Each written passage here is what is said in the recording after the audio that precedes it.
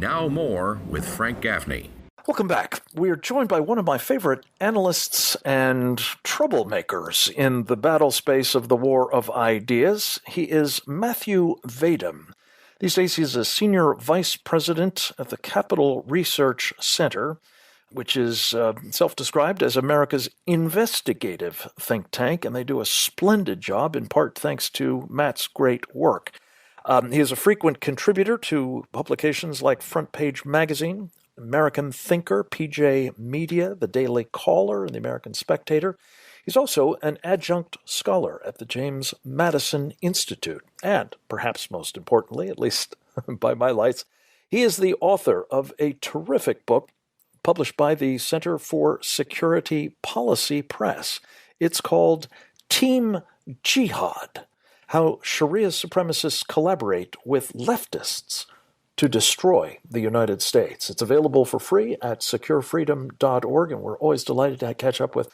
Listen, some of the trouble that's being made by people other than you, though you are making book on what they're doing, which is extremely helpful, is coming from an outfit you're familiar with called the Southern Poverty Law Center. Doesn't seem to have much to do with poverty, as best I can tell. Give us the latest on this outfit, who they are, and how much they're worth at the moment, Matt.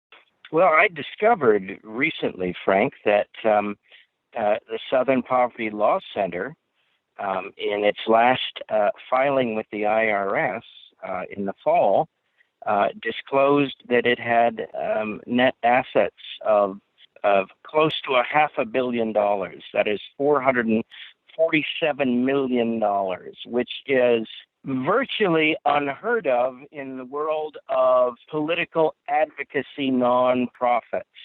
It's a staggering amount, and you have to wonder, well, is there that much Southern poverty around that they need that kind of money? And I think the answer is a pretty resounding no.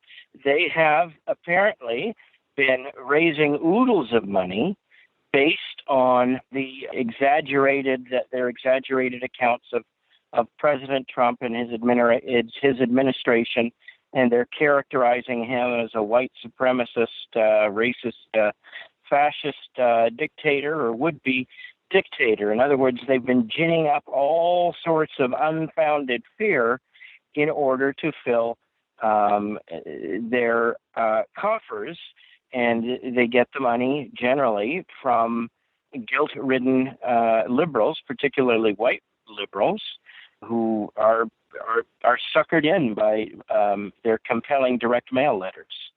Well, that's a lot of direct mail, for sure. Do we have any indication that big players like, say, George Soros, or maybe Middle Eastern potentates who find it expedient to have an organization like the Southern Poverty Law Center, or as it's called, the SPLC, doing their heavy lifting when it comes to things like defaming people? And by the way, full disclosure, I'm among those that they're defaming. The Center for Security Policy is. I suspect you have been as well. It's not just Donald Trump. They've been going after all manner of people. You are one of their favorite targets, you and your organization. Yeah.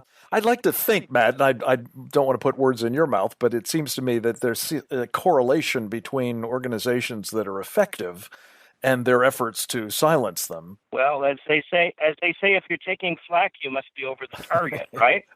we are living over the target, that's for sure. That's right. I don't think Soros has been involved in funding the Southern Poverty Law Center, at least not to any sort of significant extent.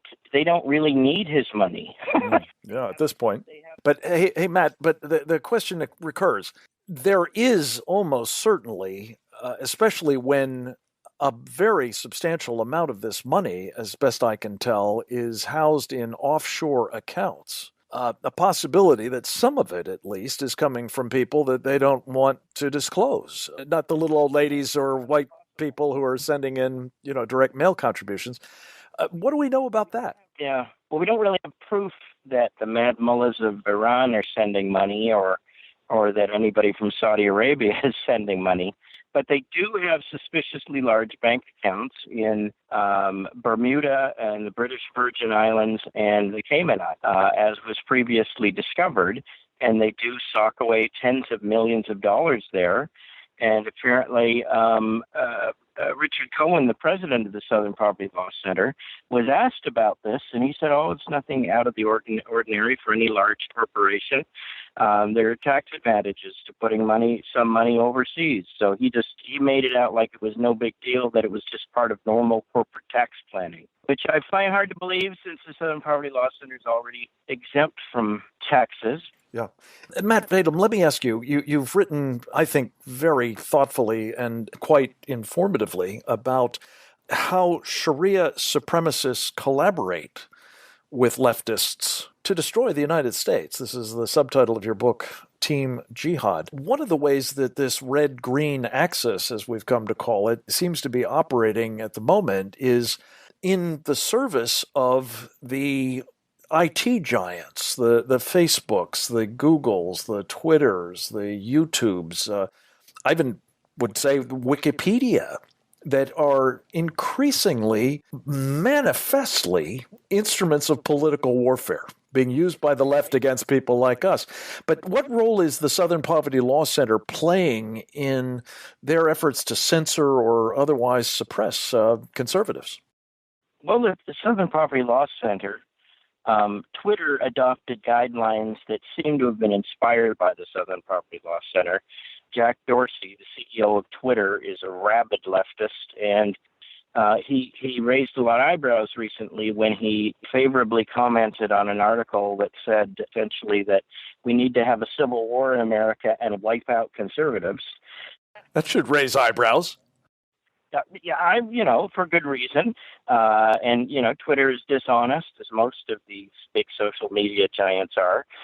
They engage in shadow banning, which is not telling the subject that he or she or it is being suppressed in the search results and not being fully exposed to the public.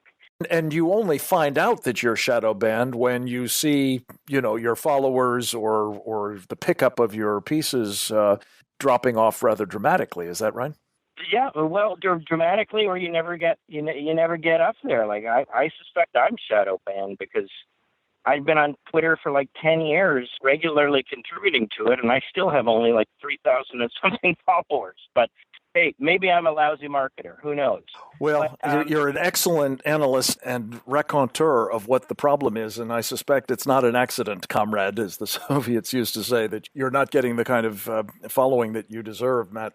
One of the things that I think we can increasingly prove is that there is a more and more aggressive effort being made, you mentioned civil war a moment ago, by a radical leftist group called Antifa. You've done a piece recently about this organization, if I can call it that. Tell us about the origins of Antifa, Matt Vadum. Well, Antifa is a short form for anti-fascist action, and it's been around in one form or another since Hitler's SA stormtroopers roamed the streets of Weimar Germany. And it's waxed and waned with the times, and these are basically street fighters who would go in and brawl with the people whose politics they didn't like, and shut down their meetings and intimidate them, and did the same things that the Nazis did. So there's kind of counter-Nazis embracing the same, claiming not to be Nazis and to hate the Nazis and the fascists, but yet embracing their tactics, almost to a T.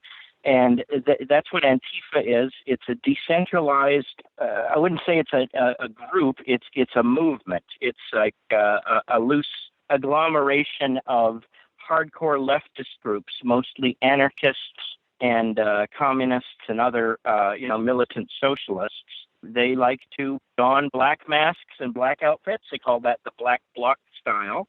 And they caused riots. They stopped Milo Yiannopoulos from speaking at UC Berkeley last year and did a reported $500,000 to the campus and to its environs in Berkeley, California. And they use, whatever violence, whatever means they have available to them to attack people they perceive as fascists. The main problem with that is that with them, the word fascist is really loosely defined, and would include you and me and tens of millions of conservative Republicans across America. So anybody they don't like is a fascist, and they like to beat them up with sticks and Molotov cocktails, and that's their thing.